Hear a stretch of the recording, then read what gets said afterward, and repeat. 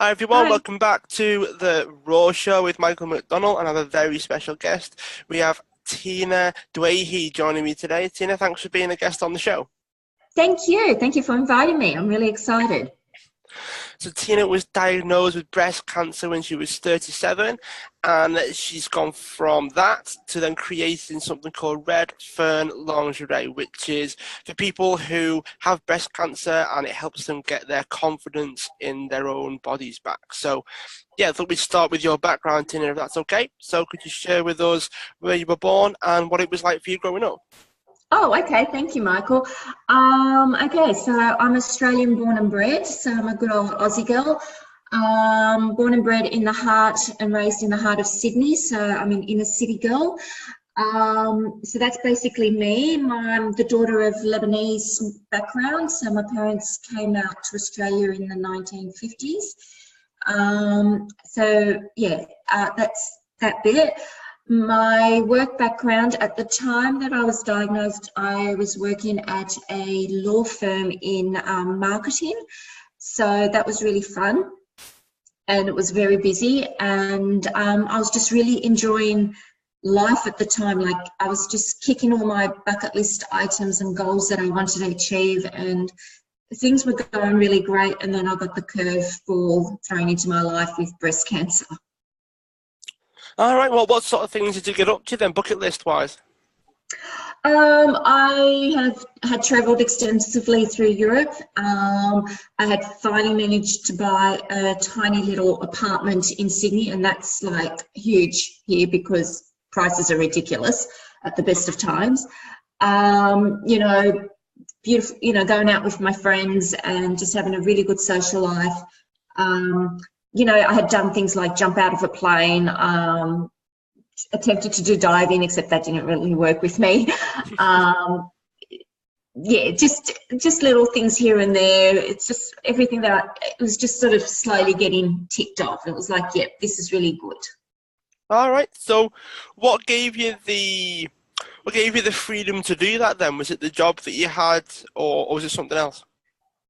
I think it's not so much as the job that I had. I think for me it was more that I've always been quite a determined person, and well, my parents would say stubborn, but it's basically when I put my mind to it, that's it. I've got to do it until it's done, and I'm happy with it. So if I wanted to go to Europe, had been a dream of mine since I was a young girl, especially when you live on the other side of the world.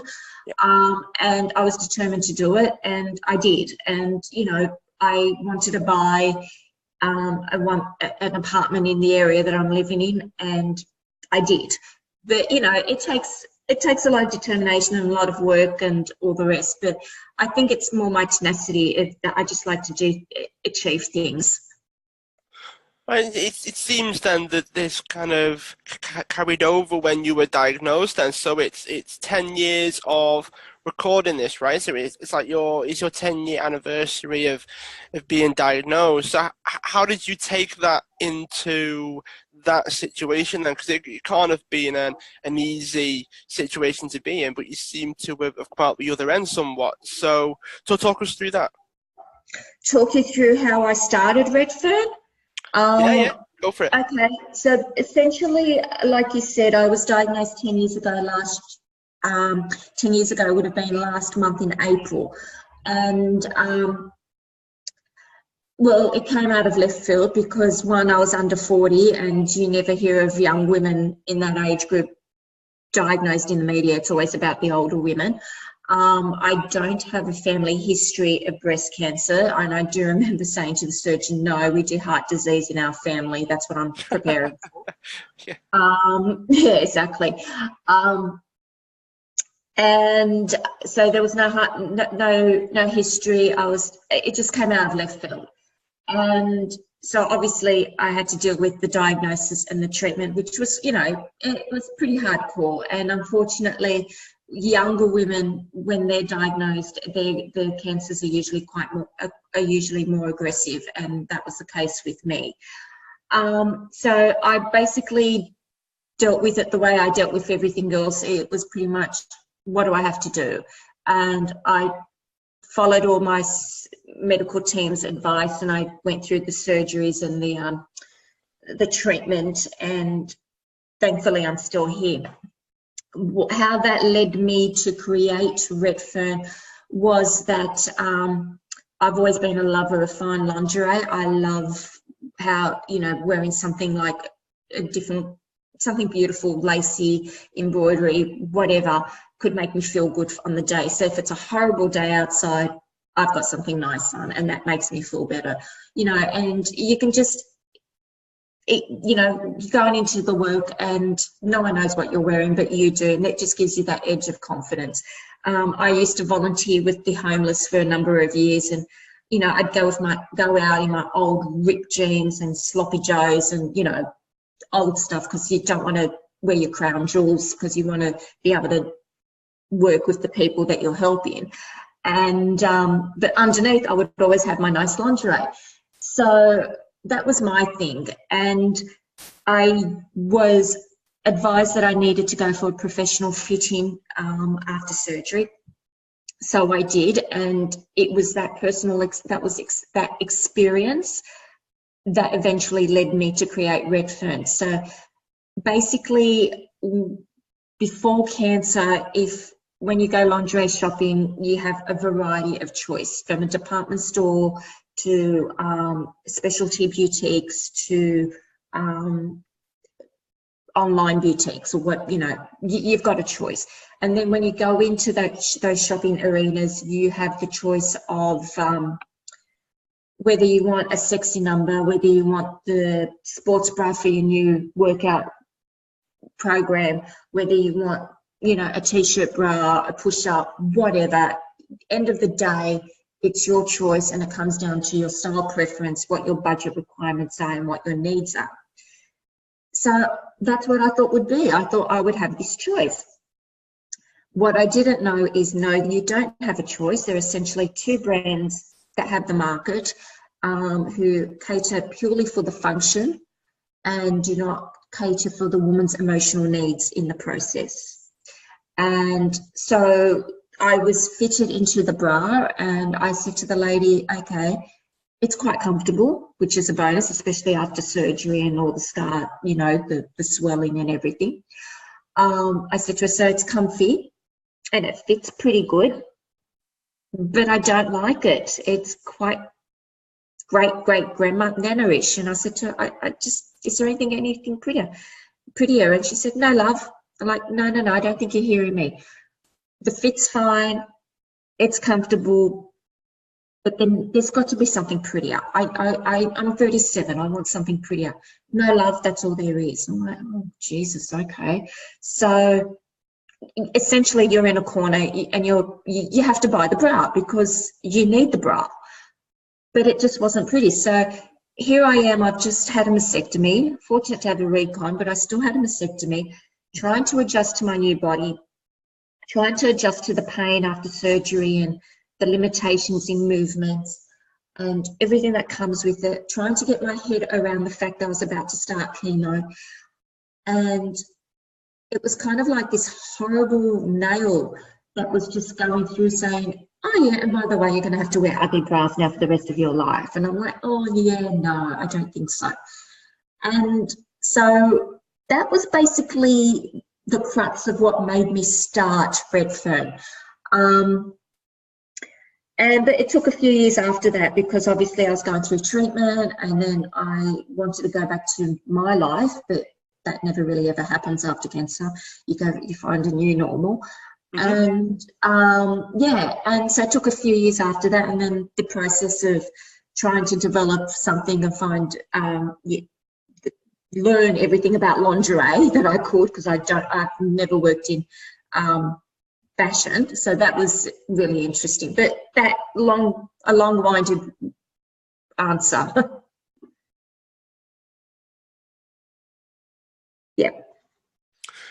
Yeah, I mean, it just shows how complicated it can be, and how it's not always what it seems on the surface, you know, like when people wear clothes, to some people they are just clothes, and to some people they mean a lot more. And I would imagine that with things like underwear and lingerie as well, it's because, as you say, it's the only thing that you know that you've got on, you know. Mhm. Unless a situation occurs, you know. But a lot of the time, it is just things that you know that you've got on, and if you feel good in what you're wearing, then you'll feel good as a result. There does seem to be a correlation between those things. So how did you go about starting this? Is in turning it into a business? So I get the impression that you found that there was a need that you didn't find that was being met for you, and then you went ahead and decided, okay, well, because there isn't one out there, that's what I'm going to go and do. That's what I'm going to go and start. But what were the next steps for you?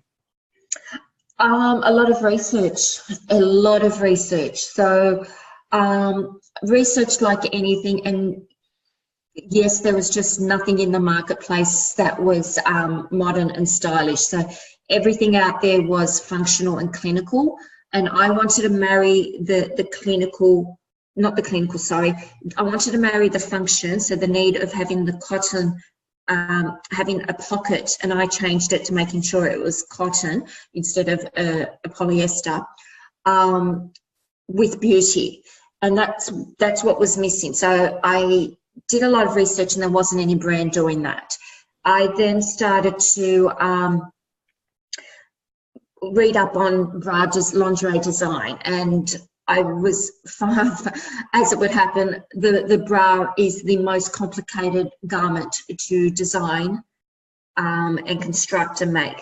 And then once you add in when a woman has a mastectomy, you're then looking at balance, symmetry, neck issues, back, shoulders, lymphedema possibly. So there was also a lot of other components I had to consider when I was doing the construction of the bra.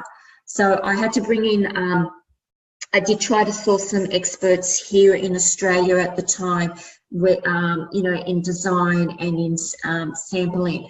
Unfortunately, that wasn't too much of a success, because what I did find was the way the industry over the past 20 odd years has moved, everything's gone offshore, that there was very limited expertise and knowledge available for me to tap into, which was actually a real pity.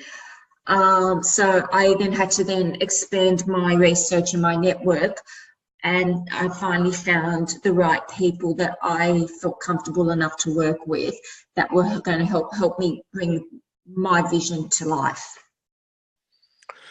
So you mentioned things like balance and support as well, but are there any other differences between your average bra or whatever you decided to put on and something of someone that's had is it mastectomy? Is that how you pronounce it? Yes. So Yes. what's the main differences? Okay, so when a woman has a mastectomy, they basically remove the entire breast tissue, so she will have no breast, or Okay. breast, depending if she does a double. Now, some women, like myself, would have and everybody's different and everyone's circumstances are different. But in my situation, I was offered an immediate reconstruction, so that they were able to reconstruct a breast for me to give the illusion that I have a breast. Not every woman has that opportunity immediately, and some choose not to do that down the track, and it comes down to personal choice. So if they've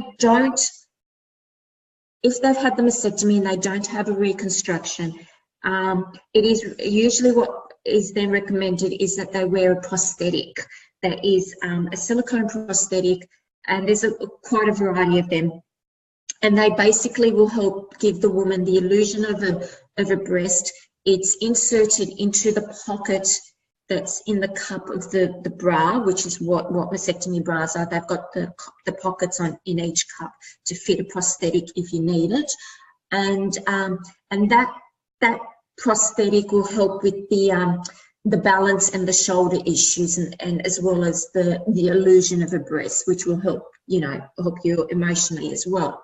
So when I was looking at doing the bra, obviously one of the key points is that it had to have pockets, but my pockets that are different to the mainstream bras is that my ones are lined in cotton, which is a lovely natural fibre, as we know. It's beautiful against the skin when we have hot flushes. It's just a little bit more breathable and comfortable. The other thing that we have is that underwires are really uncomfortable against the surgical scars. And if the woman has any swelling post-surgery or some swelling might occur with lymphedema down the track, and that's really quite unpredictable if that will happen or not. It needs to be, so we have unwired bras, so they're quite comfortable for the woman to wear, and there's no bone in. So they're the key points. And then again, it comes down to making sure that there's enough support and there's enough lift, and it takes into consideration, because just a woman in general, especially larger chested women, they need really good supportive bras, because otherwise it starts to play issues on their back and their shoulders and their neck. And so when you lose a breast, then you're going to be out of whack with your balance, basically, if you've only had a single. So all of that comes into consideration. So it's actually quite a complicated process, and it's hard for me to try to simplify it, and I don't want to get too complicated, but yeah, there's a lot of considerations. Yeah, I mean, we can go a little bit complicated. I mean, the idea that things can be simple, I guess, is it's almost like an illusion. You know, sometimes it's only so simple you can make things. You know, if something's complicated, then it's complicated. There's a lot more to it. And from what you've said, it seems like it differs from person to person as well. Like there could be.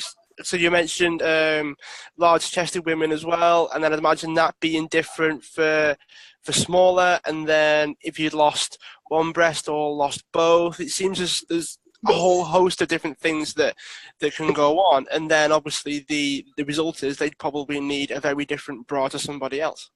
Exactly. Yeah, exactly. So I obviously explained it well enough. So that's good.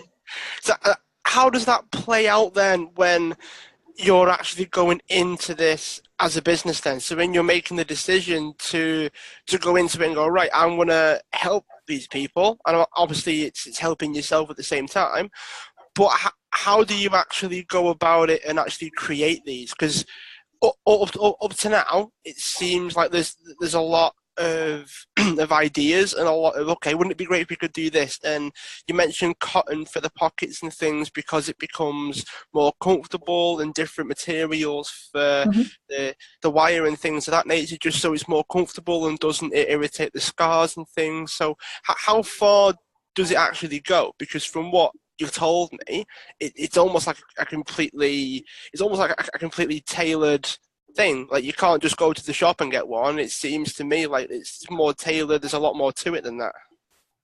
Look, it is quite complicated, but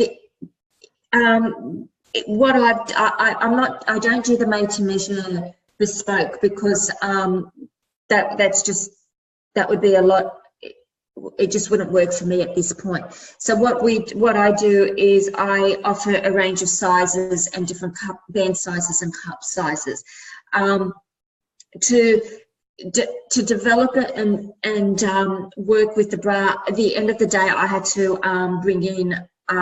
find a team, because I had to tap into the experience and the knowledge that I don't have. So I have ideas, I know my clientele, the marketplace, because I'm it and I'm in that community, and I understand all of that. But when it came down to the actual design or learning about fabrics, I had to, I suppose it's what they always say, you always hire or bring in people who are smarter than you in the areas that you need. Is that the way? I can't remember the actual saying, but it's along the lines, you always get someone who's better than you, so you can learn from them, and they'll, and you go from there. So I had to do a lot of research and eventually found the team that would work right with me. And it was like, the pattern maker and the people who understand the fabrics, and the ones who understand the dyeing, and then also the construction and how to sew it and put it all together. I knew what I wanted. I knew what was going to work, but I didn't have the skills to be able to sew it or to be able to construct it myself physically. So that's where I had to go and bring in the expertise to help me bring my vision to life. Does that make sense? Yeah, I mean, it just sort of proves that if you can't do everything that yourself, then you need to find someone that can. So, what was that process like when you were trying to find a team, and what did you ask them particular questions when you were talking to them, and just sort of take us through what it sort of took to find those people, because you had a lot of ideas from your own experience, from being diagnosed and struggling to find things that suited you. But then what was the process of finding people that could bring your ideas to life? Okay. Honestly, it was bloody hard. Excuse the language. It's all It right. was really, really hard. Like I'd mentioned earlier, the industry here in Australia is it's aged. And when I say it's aged, what I mean is everything over the 20, 30 years now that's gone offshore. So we've got the people that we have left here they're a lot older, they're retired, and they're just used to doing things the old way, and they're not so open to new ways or new ideas, if that makes sense. So there was a very limited resource pool that I could tap into here, and when I did try to tap into it, I wasn't happy with the results that I was getting. Like I would explain everything that I wanted and what I was hoping to achieve, and they just didn't get it. And whether it was an age thing or whether it was they couldn't care less because I was basically semi-retired, or whether it was just like they didn't know, I actually don't know. But it was quite a disappointing and frustrating process to try to do anything here. And I hate saying that because I would love to support local industry and business, but it was really hard. So then I had to sort of really expand my research and my network, and a lot of people recommended that I try the Asia road, and everyone goes to China. That's where all the fashion is. You need to go to China. And the few contacts that I had been given to go to China, it just didn't work. Again, I was too small for them. They didn't understand what I was wanting to achieve. And it was like, okay, well, what am I going to do now? And what ended up happening is I did a lot of, thank goodness I've got a really good research background, did more and more research. And what I did discover is that the post-GFC, Eastern Europe was coming back with the textile, clothing and footwear industry. And where their point of difference is that they were competing against China on quality. So whereby you could go to the Asian or the other countries and you can get some, pretty okay stuff, all was okay. But if you were wanting a really artisan, high-end couture, beautiful quality, they were it. And they had the people that I needed to work with. They had the sample makers, the pattern makers. They had it was just all there, and their English was impeccable, which was really good for me because I don't speak another language outside of English, and it was just really good. So tapped into a few different businesses there who offered the services I was after. Like you said, I started to do all my questions and what can you help me with and provide. This is what I'm wanting. This is the reason, the why behind it. This is what I'm hoping to do. I'm going to be particular. I don't want to do what the other brands are doing. I need to use different fabrics. I need this. I need to consider A, B, C, D, E. It was quite a process. And there were some really, really good businesses out there who were so skilled in the areas that I needed, like the pattern making and the samples.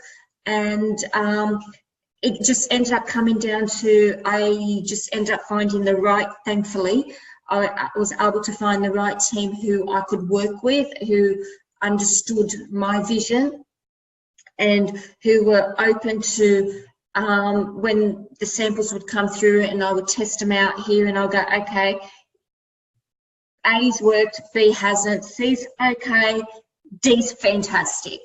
We need to tweak here, we need to do this, we need to take that out, need to add this back in, yada, yada.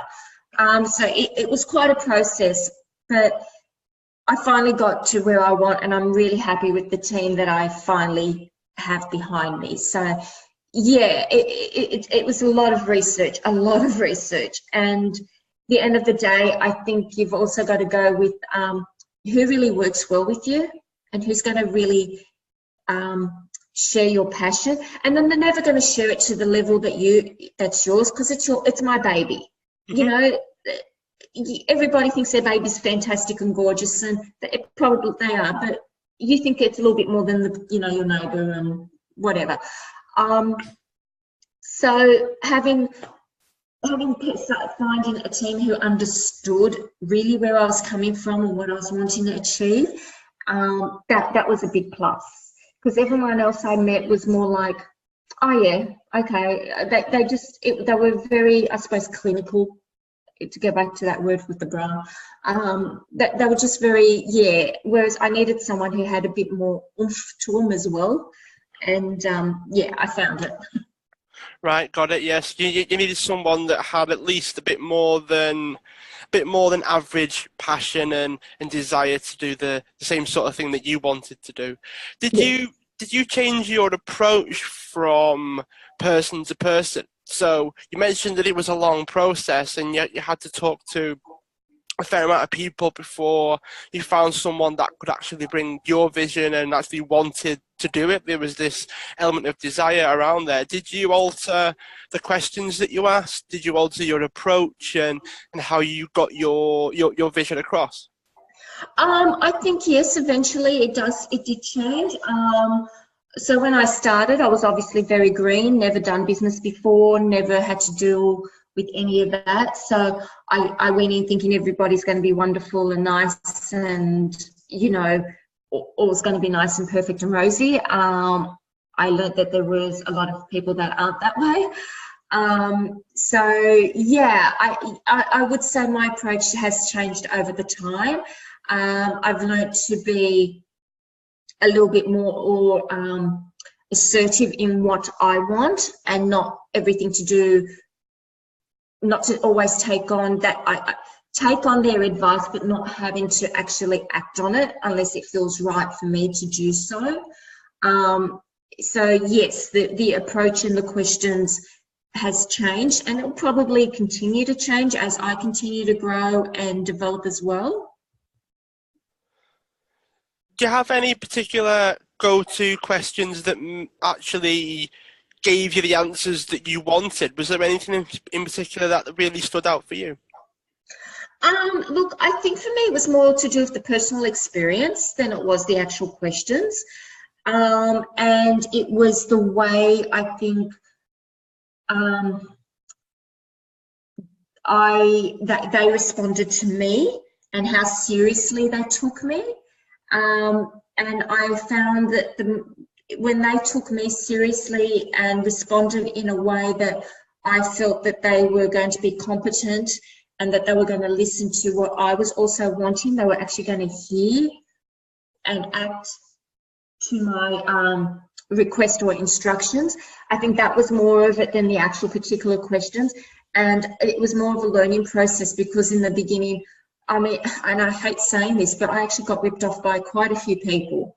And, it was like they saw me coming. Oh, here's someone, she wants to do some great work and that. She doesn't know anything about the industry. Let's take advantage. So it has been a huge learning curve. And now it's sort of more like I'm starting to learn that, you know what, no, this is my business and this is my brand. And this is what I want. can you help me? And if you can't, that's fine. It just means we don't do that particular job together or work together, whatever it may be. So it is very much now where I am a lot more assertive. I know that I know more of what I want, but obviously, again, like I said, it's a constantly changing things because I'm changing all the time. I'm learning all the time. And as I learn more, then my approach will change accordingly.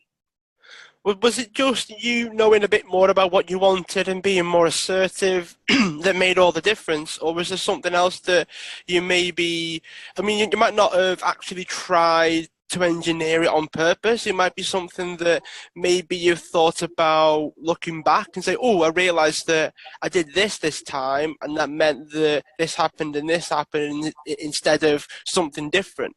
So, I mean, you don't have to see if there's anything that you tried. Is there something that maybe you realized or noticed or discovered aside from being assertive and maybe knowing a bit more about what you wanted that made a bit of difference in terms of how you communicated with these people?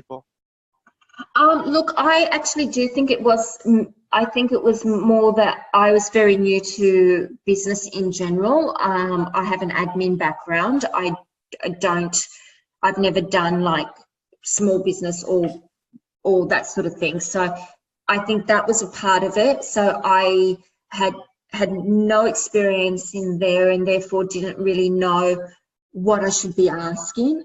All I knew is this is what I wanted in my product. Can you help me? But I didn't know all the other things like, you know, non-disclosures to ask for, or what are your terms, or, you know, what's your delivery times, or are you going to guarantee me this? And what's your what about if I'm not happy with your work? You know, can I return? I didn't know any of this to ask. I mean, it sounds really crazy and silly, but I was just like, everyone's lovely, everyone's great, you know, I'm doing a good thing. But unfortunately, there's some really dodgy people out there and there's some really, really good people out there. And it's a matter of obviously working your way through it all. And I do think for me, learning more about myself and where my weaknesses are and where I need to learn to improve was the big thing. And I think that's also going to be an ongoing thing because we're constantly changing, and self-development, I mean, if you ever want to do a self-development course, start your own business. That's the biggest self-development you'll ever do in your entire life. So, you know, you learn a lot about yourself, about your limits, and when I say limits, I don't just mean business knowledge, I mean also the personal and the emotional that comes into it as well.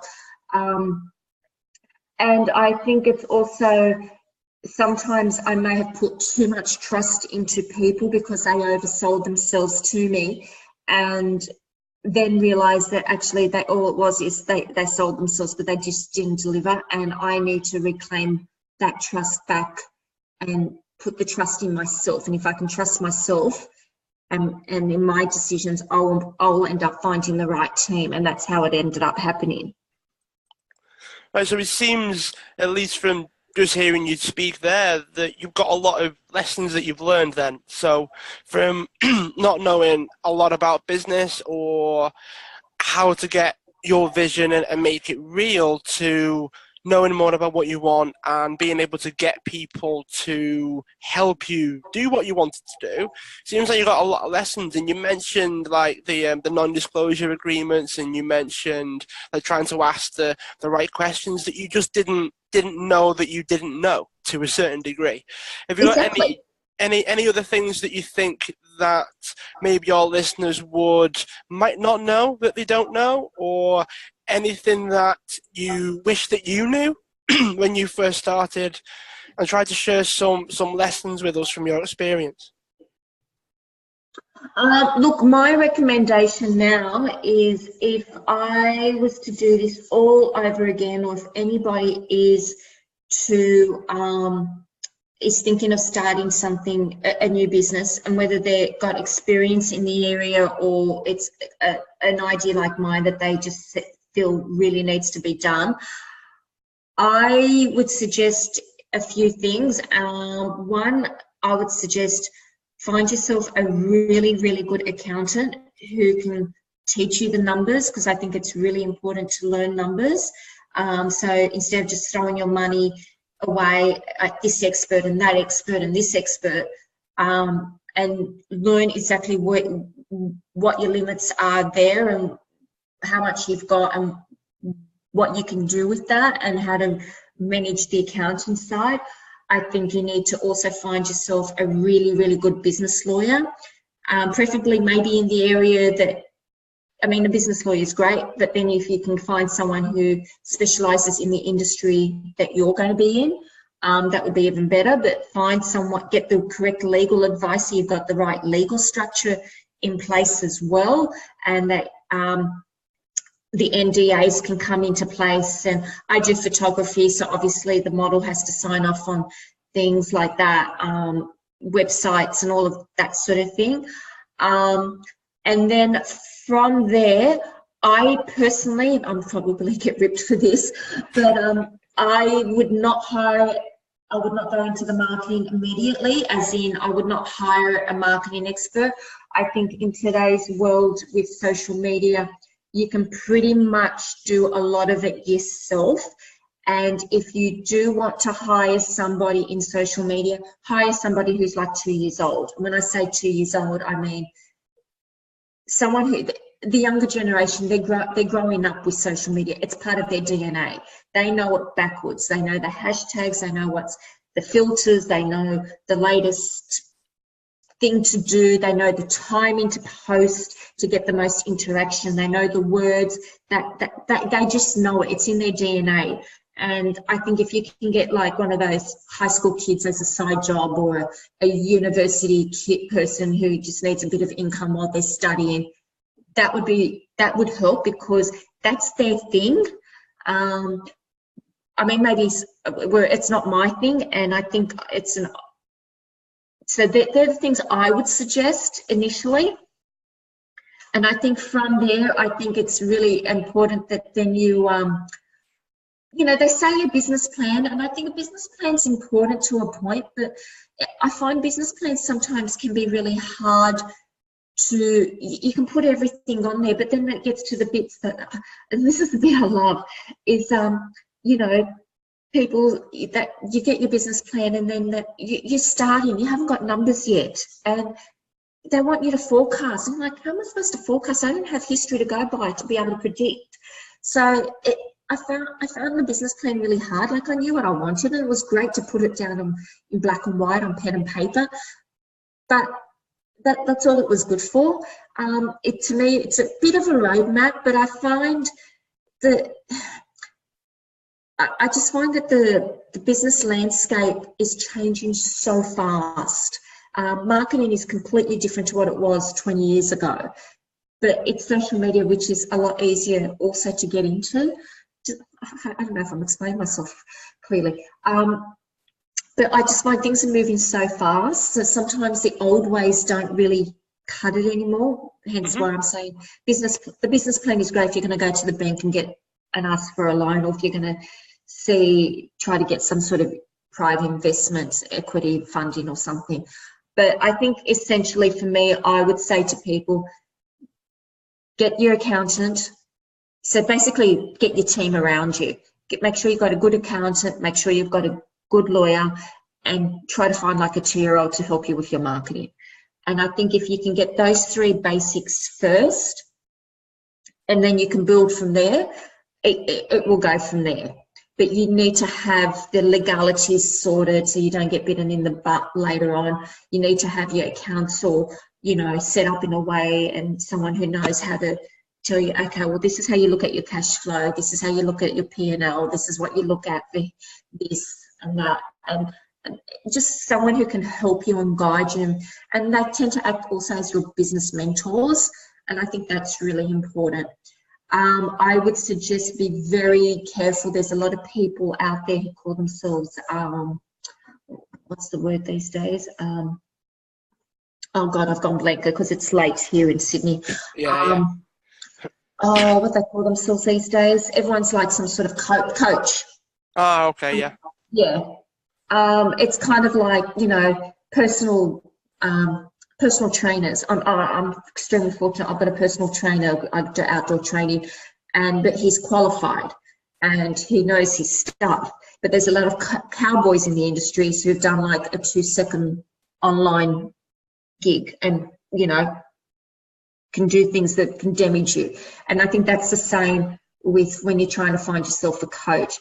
Do your due diligence and research and see who they are, what work they've done, what successes they've had. Speak to their customers before you take them on, because they're very expensive, and if you're not going to get the results and if they're not fully qualified in what you want, then just you're not going to get the results.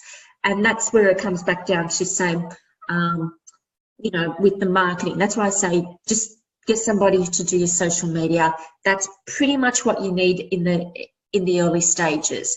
You don't need to do the big marketing plan. You don't need to do the big advertising in magazines or the, you know, the bus thing and all of that. You need a social media presence, because that's where everybody's, you know, everybody's got the phone in their hand 24/7 and everybody's connected 24/7. So if you can get someone who's 2 years old who really gets that and understands what you're wanting to achieve, I think you're pretty much on the right track. All right, sounds good to me. So the last couple of the questions then, Tina, before we finish. But before we get to the final couple of questions, if someone wants to find out a bit more about yourself and what you've got going on, what it is that you do, and maybe wants to check out the lingerie that you've got, where can we go? Okay, so I've got my website. So that is redfernlingerie.com, which is redfernlingerie.com. And that's basically, it's got my, pardon me, it's got my story, it's got my, the products, the mastectomy lingerie that we've created and that we are selling online. It's also got our blog that we're doing that's called 50 Shades of Pink Women of Breast Influence. So I'm using my platform to share other women's story to help others. So that's the website. Social media, we're present on Twitter, which is the @ Redfern Lingerie. Instagram, which is also at Redfern Lingerie, and Facebook, which is Redfern Lingerie. I think if you type in Redfern Lingerie, it should be Redfern Lingerie. It might have Redfern Lingerie Sexy Survivors, something like. But if you type in Redfern Lingerie, you'll find it. Yeah, so they're the main ones that we're on. Okay, cool. Do you have any resources or books for someone that wants to find out a bit more about what it is that you do, or anything maybe to do with creating products and things, so as people might want to perhaps follow in your footsteps and bring what they want to life as well? Oh, books and stuff that I read, I'll be honest with you, I pick them up and then I'm just too exhausted and I put them down. I've got like about 20 stacks next to my bedside table to read, and it's always on my to-do list and I'm too tired. And then when I do take a holiday, and I actually gave myself a holiday this year, and all I did was fill orders in the summer, and I would just spend my time down at the beach. And I thought, yeah, no, I don't want to read business because I want to switch off. So I would like to say, yes, I've got recommendations, but the honest truth is I don't. I've got a whole stack of books. The end of the day, what I usually do is good old Google, Dr. Google. You'll find something that works for you. The only other thing I would suggest is probably either join some business forums online, whether through Facebook mainly, or if you're like me, I like real interaction with real humans. So if you can get into a networking group, but also again, be careful of the networking groups. They're a fantastic resource and they're fantastic to tap and meet people. But then again, there's a lot of people who want to ride on your tail and want you to promote their business. And it's like, well, hold on a second, I need to do my own stuff first.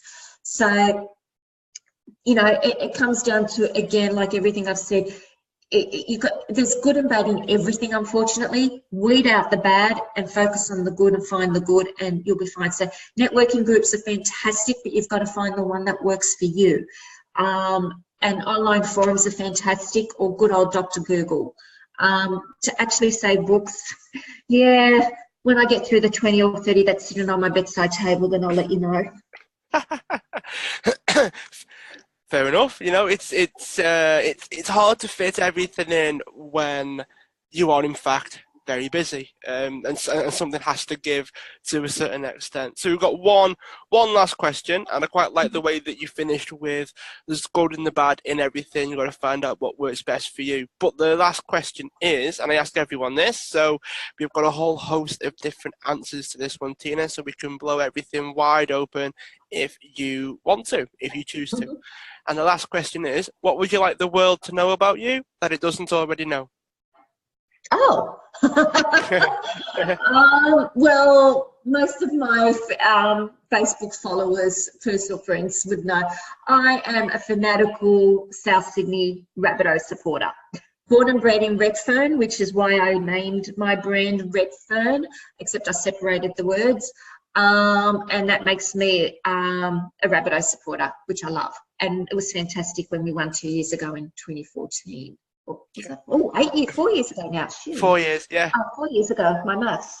But that was fantastic because I hadn't won in 40 odd years. But we're still the best team in the world because we've still no one's ever beaten our records. So there's that. I am the youngest of 5 girls. So people say poor dad, but I think lucky dad. I have 11 nieces and nephews. 2 monsters who are my great niece and nephew, which I absolutely adore. What else do you need to know? Don't know about me? Oh, not so much. I love where I live. I love being so close to the beach and being able to go for morning walks and enjoying just the best part of the world, really. But then I love traveling. So what else can I say? I don't know. There's so much. Yeah, I'll leave it that I'm a crazy, fanatical Rabbitohs supporter. Sounds good to me, Tina. Well, thanks for being a guest on the show. I appreciate it. For those that are listening, make sure that you subscribe to it so you can listen to all the other amazing guests that we have on. Tina, thanks for being a guest on the show, and I'm sure we'll keep in touch. Lovely. Thank you so much for your time. I appreciate it.